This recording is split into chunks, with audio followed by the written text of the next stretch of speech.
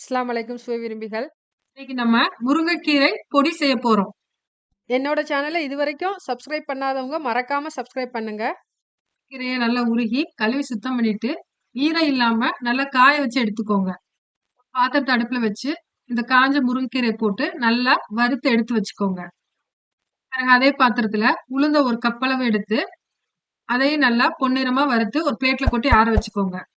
கடலைப்பருப்பு ஒரு கப் அளவு எடுத்து, அதையும் நல்லா வறுத்து பிளேட்ல கொட்டி ஆற வச்சுக்கோங்க. கருப்பு உளுந்து ஒரு கப் அளவு எடுத்து, அதையும் நல்லா வறுத்து ஆற வச்சுக்கோங்க. கடைசியா துவரம்பருப்பு ஒரு கப் அளவு சேர்த்து அதையும் நல்லா வறுத்துக்கோங்க.